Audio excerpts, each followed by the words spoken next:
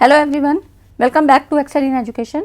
Friends, आज की इस वीडियो में हम लोग बात करेंगे नेट पेपर फर्स्ट के लिए रिसर्च एप्टीट्यूड की इंपॉर्टेंट मोस्ट एक्सपेक्टेड एमसीक्यूज। ठीक है, प्रीवियस ईयर क्वेश्चन है ये, और जो कि हो सकता है इस बार भी पूछे जाएं, तो ये सारे क्वेश्चन आपके बहुत इंपॉर्टेंट हो सकते हैं और हम लोग ब्रीफ में एक्सप्लेनेशन के साथ इनको देखेंगे यहाँ पर। ठीक है, इससे पहले हमने टीचिंग एप्टीट्यूड को यहाँ डिस्कस कर लिया था, क्योंकि अब हम रिवीजन कर रहे हैं यूनिट वाइज। ठीक है, तो आपका एक रिवीजन हो जाए, एक क्विक रिवीजन, जो कि आपके एग्ज़ाम के पॉइंट ऑफ व्यू से बहुत अच्छा रहे। तो इसी संदर्भ में आज की ये वीडियो आपके लिए है और रिसर्च एप्टीट्यूड से संबंधित है। ठीक है, तो अभी तक चैनल आपने सब्सक्राइब नहीं किया है तो सब्सक्राइब कर लीजिए, टेलीग्राम चैनल को भी ज्वाइन करें। डिस्क्रिप्शन में लिंक आपको दिया रहता है, आप लोग उसको क्लिक करके ज्वाइन हो सकते हैं। ठीक है, चलिए फ्रेंड्स स्टार्ट करते हैं और वीडियो को पूरा देखिएगा। पसंद आती तो लाइक एंड शेयर ज़रूर किया करिए, क्योंकि मेरी कोशिश रहती है कि एक ही वीडियो में आपको ज़्यादा से ज़्यादा कंटेंट मैं प्रोवाइड कर सकूं। ठीक है, तो आज के इस वीडियो में भी 15 करीब क्वेश्चन है आपके, और 15 से ज़्यादा ही कॉन्सेप्ट आपके क्लियर हो जाएंगे। चलिए स्टार्ट करते हैं।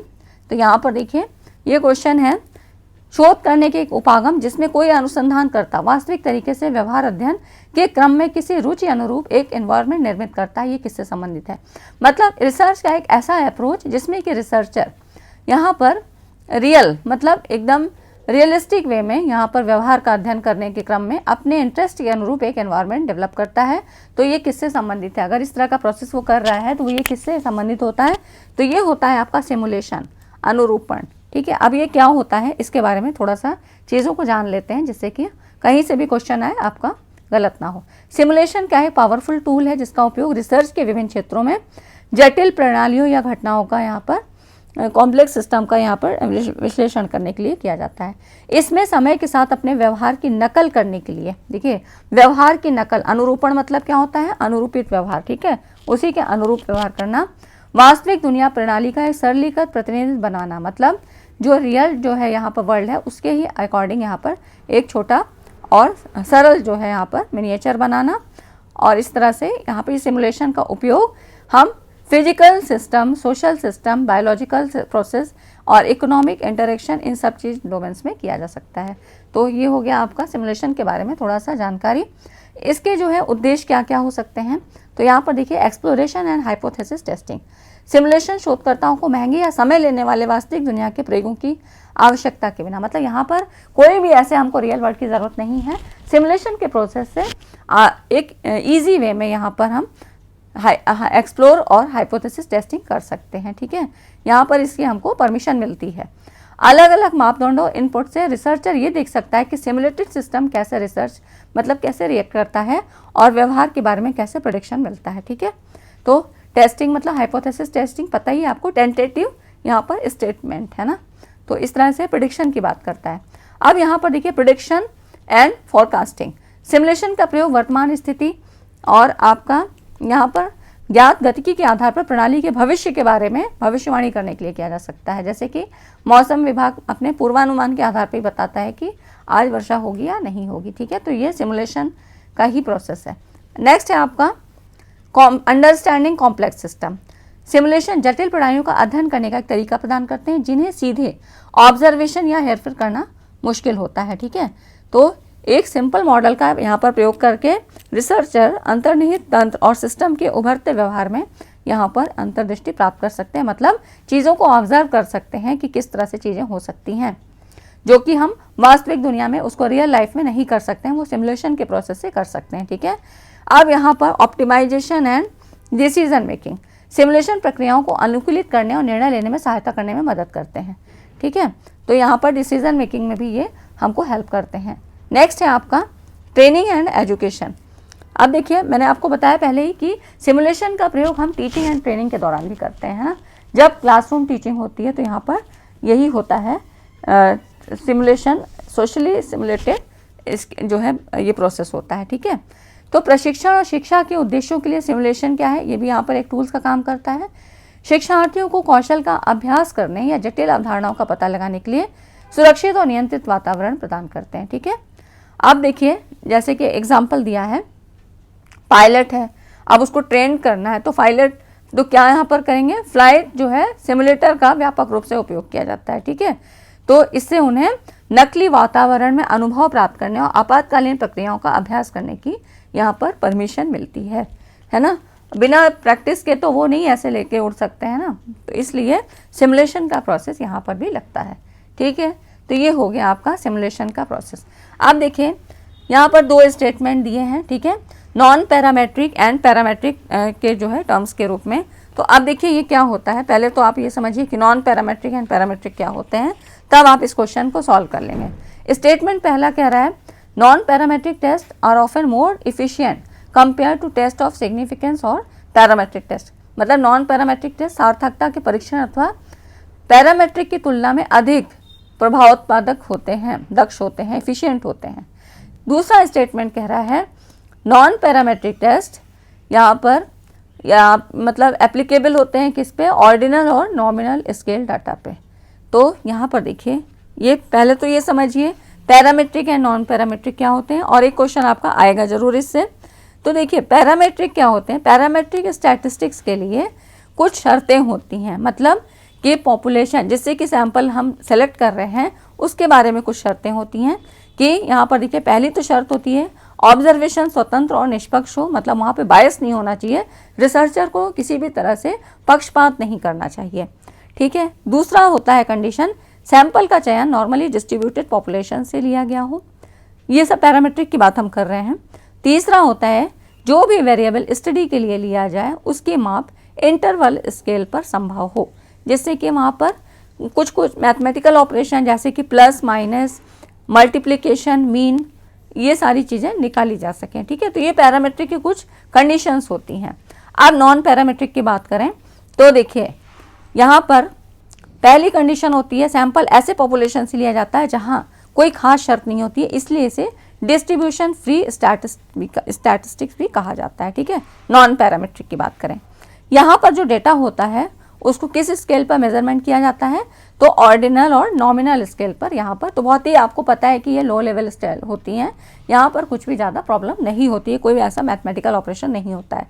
तीसरा है नॉन पैरामेट्रिक में रैंकिंग, काउंटिंग, एडिशन ये सब का लो लेवल कंसिडर किया जाता है, तो मतलब फ्लेक्सिबिलिटी होती है, तो ये हो जाती है आपकी नॉन पैरामेट्रिक। तो इतनी सारी जो क्वालिटीज़ के होने पर क्या दिखाई दे रहा है कि नॉन पैरामेट्रिक आपका जो है फ्लेक्सिबल है, यहाँ पर कुछ गुंजाइश हो सकती है, तो ज़्यादा क्या है रिजिड नहीं है।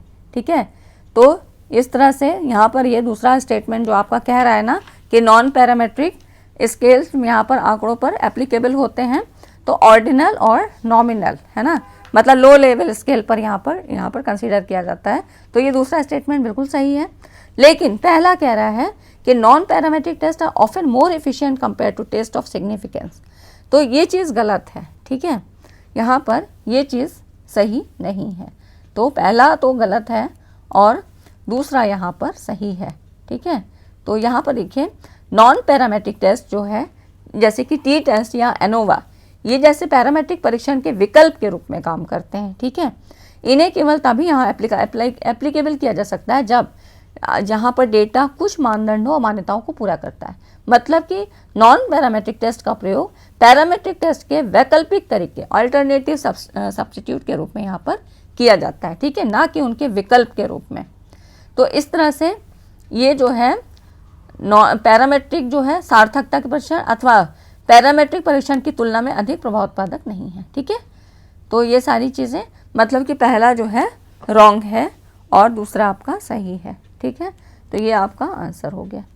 नेक्स्ट है आपका 2 स्टेटमेंट यहाँ भी दिए हैं, इसमें कह रहा है नैतिक उल्लंघन तब घटित होते हैं, मतलब एथिकल वायलेशंस, जब शोधकर्ता साहित्यिक चोरी अथवा आंकड़े को अयथार्थ रूप प्रस्तुत करने में भाग लेता है, मतलब इन प्लेजरिज्म की बात कह रहा है और फॉल्सिफाइंग डाटा। ठीक है, तो इसमें ये बात कह रहा है, तो ये बात सही है। ठीक है, नैतिक उल्लंघन मतलब जो एथिकल यहाँ पर जो भी एथिकल उल्लंघन होता है वो तभी घटित होते हैं जब रिसर्चर प्लेजरिज्म अथवा आंकड़े को यथार्थ रूप से प्रस्तुत करने में भाग लेता है। ऐसी घटना जो होगी वो रिसर्च की प्रामाणिकता को कम कर देती है, मतलब जहाँ पर भी इस तरह से प्लेजरिज्म की बात हो जाती है तो वहाँ पर जो भी रिजल्ट आ रहा है उसकी एफिशिएंसी, मतलब उसकी जो भी रिजल्ट है ना उसकी एक्यूरेसी पर यहाँ पर सवाल उठते हैं।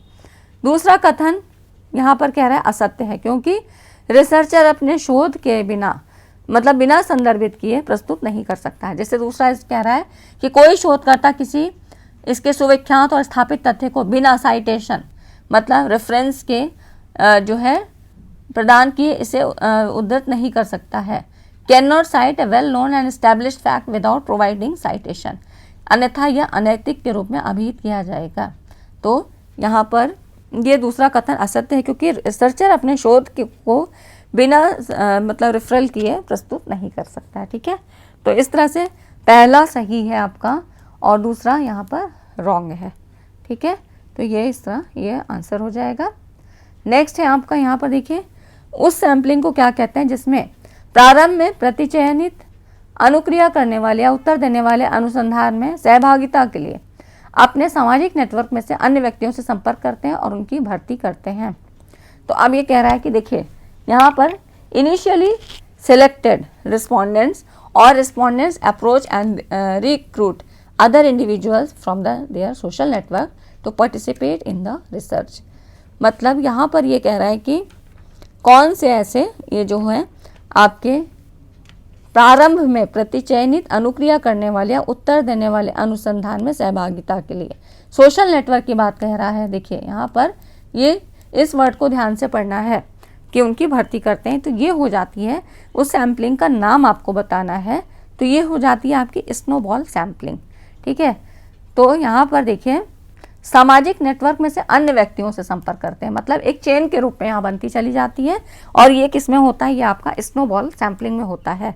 नॉन प्रोबेबल सैम्पलिंग है, आपको पता है ये वहाँ यूज़ की जाती है जहाँ पर टारगेट पॉपुलेशन तक पहुँचना मुश्किल होता है और मतलब जहाँ पे कि हम नहीं पहुँच पा रहे हैं, डायरेक्ट हमारा जो है वहाँ पे संपर्क नहीं हो पा रहा है, तो वहाँ पर क्या होगा, हम अपने पहले आसपास वालों को सैंपल में उसको शामिल करेंगे, फिर उनके जानने वालों से उनको कहेंगे कि आप उनसे जो है संपर्क बनाइए। ठीक है, तो इस तरह से ये चेन के रूप में, तो ये होता है स्नोबॉल सैम्पलिंग या और यहाँ पर इसी को चेन सैम्पलिंग भी कह सकते हैं या स्नोबॉल सैम्पलिंग होती है। ठीक है, तो ये हो जाता है आपका स्नोबॉल सैम्पलिंग। ठीक है, सैम्पलिंग से एक सवाल आपका आएगा ज़रूर, या जो स्नोबॉल सैम्पलिंग है जब सैंपल साइज छोटा होता है तब भी ये यूज़ की जाती है। ठीक है, आप देखिए नेक्स्ट क्वेश्चन है, a conceptual hypothesis is drawn from the implication of संकल्प, मतलब कॉन्सेप्चुअल हाइपोथेसिस निम्नलिखित में से किस निहितार्थ से ली जाती है, किसके इम्प्लीकेशन से ली जाती है। तो कॉन्सेप्चुअल हाइपोथेसिस क्या है, कॉन्सेप्चुअल हाइपोथेसिस एक ऐसी परिकल्पना है जो कम से कम दो चरों को जोड़ती है और आमतौर पे किसी भी प्रकार के कॉज इफेक्ट तरीकों को यहाँ पर बताती है। ठीक है, तो इसका जो राइट ऑप्शन होगा ये होगा आपका थ्योरी। ठीक है, इसके बारे में थोड़ा सा जान लेते हैं। तो देखिए कॉन्सेप्चुअल हाइपोथेसिस एक क्या है, एक प्रपोज आइडिया है या एक्सप्लेनेशन है जो आगे की जांच या शोध के लिए यहाँ पे इनिशियल पॉइंट के रूप में काम करता है। ठीक है, ये एक ऐसा कथानिक स्टेटमेंट है, क्योंकि परिकल्पना है ना, तो टेंटेटिव स्टेटमेंट ही लिया जाता है। तो मतलब एक ऐसा स्टेटमेंट है जो विभिन्न चरों या अवधारणाओं के बीच संबंध या संबंध का सुझाव देता है, लेकिन ये अभी तक अनुभवजन्य साक्ष्य द्वारा समर्थित नहीं है। ठीक है, तो इस तरह से एक वैचारिक परिकल्पना मतलब जो कॉन्सेप्चुअल हाइपोथेसिस है provides a framework for collecting data and designing experiments और studies to test its validity. इसके वैलिडिटी को टेस्ट करने के लिए यहाँ फ्रेमवर्क प्रोवाइड करता है। ठीक है, तो जब कभी आपको दिया हो इस तरह से कि प्रारंभिक बिंदु के रूप में, मतलब स्टार्टिंग इनिशियल स्टेज में अगर हमको हाइपोथेसिस बनानी है तो वो कौन सी होगी, कॉन्सेप्चुअल हाइपोथेसिस। ठीक है, ये हो जाता है आपका। अब देखिए यहाँ पर एक क्वेश्चन है, in inductive approach theory is generated out, मतलब आगमनात्मक उपागम में सिद्धांत निम्नलिखित में से किससे उत्पन्न हुआ है। तो अब देखिए इसमें जो है आपके किससे उत्पन्न होगा, इंडक्टिव अप्रोच थ्योरी है ना। इंडक्टिव डिडक्टिव मैंने आपको कई बार बताया है। तो यहाँ पर देखिए ये रिसर्च डन, ठीक है, यहाँ पर जो रिसर्च है परफॉर्मेंस है उसकी, उससे हमको ये मिलता है। इंडक्टिव अप्रोच क्या होता है, ये एक ऐसा अप्रोच है जिसमें विशिष्ट टिप्पणी या उदाहरण से सामान्य सिद्धांतों या सिद्धांतों को प्राप्त करना यहाँ पर बताया जाता है, काम मतलब शामिल होता है। ठीक है, विभिन्न उदाहरणों से हम मतलब एग्जाम्पल दे दे के उन चीज़ों को हम फिर एक कंक्लूजन पे पहुँचते हैं, एक प्रिंसिपल या एक थ्योरी को मतलब बताते हैं कि यहाँ पर एक नियम ऐसा बना, ठीक है। तो ये क्या है, बॉटम अप अप्रोच होती है। स्टेप्स क्या होंगे यहाँ पर, तो देखिए यहाँ अगर इस स्टेप्स की बात करें तो सबसे पहला ये हो जाता है आपका ऑब्जर्वेशन, ठीक है। तो यहाँ पर सबसे पहला आपका स्टेप हो जाता है ऑब्जर्वेशन, ऑब्जर्व होगा किया जाएगा, पैटर्न रिकॉग्निशन होगा, पैटर्न को देखा जाएगा, फिर परिकल्पना बनाना है, फिर परिकल्पना जो बनाई उसकी टेस्टिंग करनी है, और फिर कंक्लूजन है, नेक्स्ट है आपका जनरलाइजेशन। तो ये कुछ आपके इसके स्टेप्स होते हैं इंडक्टिव अप्रोच थ्योरी के, ठीक है। इतनी चीज़ समझ में आ गई। इंडक्टिव और डिडक्टिव, यहाँ से क्वेश्चन आपका बनता ज़रूर है और कई बार आपका ये पूछा भी गया है, ठीक है। तो इसमें इंडक्टिव क्या है, आगमनात्मक, डिडक्टिव क्या है, निगमनात्मक। निगमनात्मक मतलब नियम से, कोई भी पहले आपको नियम दे दिया जाएगा, फिर आपको उसको समझाना होगा उदाहरणों के द्वारा, ठीक है। तो यहाँ पर हमको आगमनात्मक में बाद में नियम की पुष्टि होती है, जब हम विभिन्न चीज़ों को, विभिन्न कॉन्सेप्ट्स को उदाहरणों या उसके मतलब सिद्धांतों को समझा ले जाते हैं, ठीक है, इनको एक्सप्लेन करते हैं तब, ठीक है। तो ये हो जाता है आपका इंडक्टिव अप्रोच थ्योरी। नेक्स्ट है यहाँ पर देखिए, और फ्रेंड्स वीडियो अच्छा लग रहा है तो लाइक ज़रूर करिए, लाइक करने वालों की संख्या कम रहती है। तो यहाँ पर देखिए, जब किसी सैम्पल्ड इंडिविजुअल का प्रेक्षण संरक्षित प्रेक्षण की पूर्व निर्धारित समयावधि में किया जाता है तो इसे कहा जाता है, मतलब एक सैंपल है, individual is observed over A pre determined period, मतलब पहले से निर्धारित समयावधि में किया जाता है तो इसको क्या कहा जाता है, मतलब पहले से जो टाइम पीरियड है वो पूर्व निर्धारित है, ठीक है। और यहाँ पर संरक्षित मतलब स्ट्रक्चर्ड ऑब्जर्वेशन, तो इसको कहा जाएगा, ये होता है आपका फोकस सैम्पलिंग, ठीक है। यहाँ पर ऑब्जर्व सैम्पलिंग नहीं है, रैंडम भी नहीं है, पर्पसिव भी नहीं है, ये हो जाती है आपका फोकस सैम्पलिंग, क्योंकि यहाँ पर सारी चीज़ें पहले से डिटरमाइंड हैं, मतलब स्ट्रक्चर ऑब्जर्वेशन है, टाइम पीरियड भी पहले से डिटरमाइंड है, तो इस तरह से ये आपका हो जाता है फोकस सैम्पलिंग। अब देखिए यहाँ पर जो ये नॉन प्रोबेबल प्रोबेबल सैम्पलिंग होती है, इसमें कई बार नाम अलग अलग पूछ लिए जाते हैं, तो इससे संबंधित वीडियो मैंने एक बना रखी है सैम्पलिंग पर, तो आप लोग उसको भी देख लीजिएगा, ठीक है।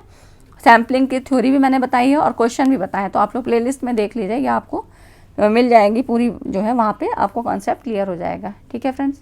और देखिए नेक्स्ट है आपका सर्वे research. Survey research is one of the key methods. Survey research निम्नलिखित में से किसमें प्रमुख विधि है। तो देखिए टाइप्स ऑफ रिसर्च से हमेशा क्वेश्चन बनते हैं, और अब जो क्वेश्चन बन रहे हैं ना वो एग्जाम्पल के तौर पे बनते हैं। तो अब यहाँ पर देखिए जो सर्वे रिसर्च है किसकी जो है की मेथड है, तो ये होता है आपका सर्वे रिसर्च जो होता है समाजशास्त्र का प्रमुख विषय है। इसका उपयोग सामाजिक अनुसंधान और जनसांख्यिकी जैसे क्षेत्रों में ज्ञान बढ़ाने के लिए किया जाता है, ठीक है। तो ये किससे संबंधित होगा, सोशलॉजी से, ठीक है। तो यहाँ पर ये आपका ना फिजिक्स से है, ना हिस्ट्री से है, ना शास्त्रार्थ मीमांसा हर्मेन्यूटिक्स, ठीक है। तो ये आपका सोशलॉजी से संबंधित है। सर्वे रिसर्च हमेशा वहीं पे किया जाएगा जहाँ पर सोशलॉजी समाज की बात होगी। आप देखिए नेक्स्ट है, निम्नलिखित में से परिकल्पना से गुणात्मक अनुसंधान प्रश्नों के प्रमुख प्रकार माने जाते हैं। अब यहाँ पर देखिए, which of the following are considered major of qualitative research questions. तो अब क्वालिटेटिव और क्वांटिटेटिव मैंने आपको बहुत अच्छे से बताया है, तो यहाँ पर आपको बिल्कुल भी प्रॉब्लम नहीं होनी चाहिए, क्योंकि जो लोग भी पहले से पढ़ रहे हैं उन्हें पता होगा कि यहाँ पर देखिए, यहाँ पे इसकी बात कह रहा है कि क्वालिटेटिव रिसर्च क्वेश्चंस। तो क्वालिटेटिव रिसर्च में क्या होता है, नॉन मैथमेटिकल डाटा कलेक्ट किए जाते हैं ना, गुणों के आधार पे यहाँ पर होती है, क्वालिटी के आधार पे। तो इसके अकॉर्डिंग यहाँ पर देखिए कौन कौन से यहाँ पर ऑप्शन हो सकते हैं। तो देखिए कॉज एंड कॉन्सिक्वेंसेस, प्रिडिक्टिव है ना, फिर इवेल्युएटिव एंड डिस्क्रिप्टिव होता है, ठीक है। तो ये आपके अनुसंधान प्रश्नों के प्रमुख प्रकार की बात कह रहा है, तो ये आपके ये ऑप्शन होंगे। या आंसर भी देख सकते हैं, डेटा प्राप्त करने के लिए जो क्वालिटेटिव रिसर्च है सबसे व्यापक रूप से उपयोग की जाने वाली प्रक्रियाओं में से एक है। और यहाँ पर क्वालिटेटिव रिसर्च में नॉन मैथमेटिकल डेटा एकत्र किए जाते हैं जो गुणात्मक अनुसंधानी प्रश्नों के प्रमुख कारण और परिणाम, प्रिडिक्शन, मूल्यांकनकारी प्रभाव और ऋणात्मक पद्धति हैं। ये इसका थोड़ा सा एक्सप्लेनेशन है, ठीक है। अब देखिए इस तरह से क्वेश्चन पूछे जा रहे हैं जो सीधे सीधे क्वेश्चन नहीं बनते हैं। अब यहाँ पर देखिए दो स्टेटमेंट दिए हैं, इनको आपको बताना है कि क्या सही है क्या गलत है। पहला स्टेटमेंट कहता है अप्लाइड रिसर्च, यहाँ पर अप्लाइड रिसर्च सामान्यीकरण और सिद्धांत के प्रतिपादन से संबंधित होता है। मतलब applied research is concern with generalisation and formulation of theory. तो यहाँ पर देखिए अप्लाइड रिसर्च पहले क्या होता है इसके बारे में समझेंगे, और फिर दूसरे स्टेटमेंट में कह रहा है fundamental research aims at finding A solution for an immediate problem facing a society. Society की बात कह रहा है कि फंडामेंटल रिसर्च का जो उद्देश्य है समाज की तात्कालिक समस्या का समाधान करना है। तो दोनों ही रॉन्ग है, ठीक है। अब समझते हैं क्यों है, दोनों ही गलत हैं, ठीक है। तो यहाँ पर कोई भी स्टेटमेंट करेक्ट नहीं है, दोनों ही इनकरेक्ट हैं। अप्लाइड रिसर्च क्या होता है, ये वैज्ञानिक या तकनीकी अनुसंधान को रेफर करता है। इसमें व्यवहारिक समाधान या नवाचार इनोवेशन विकसित करने के लिए मौजूदा ज्ञान, सिद्धांत और मेथोडोलॉजी को यूज़ किया जाता है, ठीक है। मतलब यहाँ पर जो चीज़ें की जाएंगी वो प्रॉब्लम ओरिएंटेड होंगी, जो आपके पास समस्या है उसके समाधान के लिए आप चीज़ों को यहाँ पर एक्सप्लोर करते हैं, ठीक है। तो इस तरह से व्यवहारिक समाधान या नवाचार को यहाँ विकसित करने के लिए जो भी ज्ञान है, सिद्धांत है, उनको यहाँ पर अप्लाई किया जाता है। अप्लाइड रिसर्च फील्ड कौन कौन सी हो सकती हैं, जैसे कि चिकित्सा, मेडिसिन, है ना। तो यहाँ पर न्यू ट्रीटमेंट और मेडिकल इंस्ट्रूमेंट, डायग्नोस्टिक टूल, इन सब चीज़ों को यहाँ पर यूज़ किया जाता है, मतलब रिसर्च में यूज़ किया जाता है। एग्रीकल्चर में कृषि उत्पादन को बढ़ाने के लिए कौन सी चीज़ों को यूज़ करना है, कौन से ऐसे एपरेटस लगाए जाएँ, कौन सी ऐसी खाद, कौन से पेस्टिसाइड्स डाले जाएँ, है ना। ये सारी चीज़ें आपका ये अप्लाइड रिसर्च में होती हैं, है ना। इंजीनियरिंग के, बिजनेस के फील्ड में कौन कौन से नए इनोवेशन होने चाहिए, कौन सी चीज़ को करने से क्या फ़ायदा होगा, तो ये क्या होगा, अप्लाइड रिसर्च के अंतर्गत आती हैं चीज़ें, ठीक है। तो यहाँ पर जो भी आपके पास ज्ञान है, जो भी आपके पास थ्योरी है, उनको आपको अप्लाइड करना है। फंडामेंटल रिसर्च क्या है, ये इसको बेसिक रिसर्च या प्योर रिसर्च के नाम से भी जानते हैं। एक प्रकार की क्या है, साइंटिफिक इंक्वायरी है, जो बिना किसी इमीडिएट प्रैक्टिकल एप्लीकेशन और कमर्शियल गोल के यहाँ पे अप्लाई की जाती है। मतलब एक फंडामेंटल रिसर्च है, तो तात्कालिक समस्या का समाधान तो कर ही नहीं सकती है ना। और इसी तरह से ये जो कह रहा है ना, अप्लाइड रिसर्च सामान्यीकरण सिद्धांत के प्रतिपादन से संबंधित होता है। तो जनरलाइजेशन का यहाँ पर कोई रूल नहीं होता है, ठीक है, क्योंकि अलग अलग इनोवेशन होगा, अलग कंडीशन होगी, तो उसके अकॉर्डिंग ही यहाँ पर समस्या का समाधान निकाला जाएगा, है ना। तो हर बार अलग परिस्थिति होगी, सामान्यीकरण का चीज़ नहीं आता है यहाँ पर, सामान्यीकरण की यहाँ पर बात नहीं होती है, ठीक है। इसीलिए इसको रॉन्ग बताया है। तो फंडामेंटल रिसर्च की हम बात कर रहे थे, तो इसको हमने बताया कि ये बेसिक रिसर्च है और प्योर रिसर्च है, ठीक है। यहाँ पर कोई भी प्रैक्टिकल एप्लीकेशन या कमर्शियल गोल यहाँ पर नहीं होता है। अब इसके कैरेक्टर में क्या क्या चीज़ें होती हैं, ज्ञान का विस्तार, जो भी आपके पास ज्ञान है उसी को और बढ़ाना, अज्ञात की खोज करना, ठीक है। ओपन एंडेड इंक्वायरी, मतलब कोई भी ऐसा नहीं है उसका कुछ ऐसा फास्ट रूल नहीं होता है, ओपन एंडेड होता है। आपके पास जितनी भी क्यूरियोसिटी है उसके आधार पे अपने ज्ञान को बढ़ा सकते हैं। लॉन्ग टर्म इम्पैक्ट होता है, ठीक है। तो यहाँ पर ये जो इसका प्रभाव होता है ज़्यादा समय के लिए होता है। एकेडमिक एंड इंस्टीट्यूशनल फोकस, मतलब यहाँ पर ये होता है कि जो आपकी ये फंडामेंटल रिसर्च है, ये जैसे कि नए अलग अलग हायर एजुकेशन के इंस्टीट्यूट हैं, यूनिवर्सिटीज़ हैं, यहाँ पर इसका ये प्रयोग करती हैं फंडामेंटल रिसर्च का, ठीक है। तो और कहाँ से कैसे फंड मिलना है, किस तरह से चीज़ों को अप्लाई करना है, तो ये सब बेसिक, मतलब जो बेसिक नॉलेज होता है उसके आधार पे यहाँ पे चीज़ें, तो एकेडमिक और इंस्टीट्यूट वाले भी यहाँ पर इस चीज़ को अप्लाई करते हैं, ठीक है। तो ये चीज़ें आपकी हो गई, मतलब दोनों ही जो है सही नहीं है, गलत है, ये आपका राइट ऑप्शन होगा, ठीक है। तो नेक्स्ट है आपका, यहाँ पर देखिए, जब किसी प्रतिदर्श का चयन इसलिए किया जाता है कि ये शोधकर्ता के लिए उपलब्ध है, तो इसे कौन सा प्रतिचयन कहा जाएगा, मतलब कि यहाँ पर रिसर्चर को ध्यान में रखा जाएगा, ठीक है। तो ये आपका नॉन प्रोबेबल सैम्पलिंग है, और कौन सी है, कन्वीनियंट सैम्पलिंग है, सुविधाजनक, है ना, सुविधाजनक प्रतिचयन। तो इसमें आपका ये नॉन प्रोबेबल है, इसका उपयोग क्वालिटेटिव एंड चिकित्सा अनुसंधान में किया जाता है। इसको आप थोड़ा सा देख सकते हैं। जब किसी सैंपल का चयन इसलिए किया जाता है कि यह शोधकर्ता के लिए उपलब्ध है, तो इसे हम कन्वीनियंट सैम्पलिंग कहते हैं। कन्वीनियंट सैम्पलिंग क्या है, नॉन प्रोबेबल सैम्पलिंग है, जहाँ पर यूनिट्स को नमूने में शामिल करने के लिए चुना जाता है, और इसका उपयोग गुणात्मक और चिकित्सा अनुसंधान में किया जाता है, वही चीज़ जो मैंने आपको बताई, ठीक है।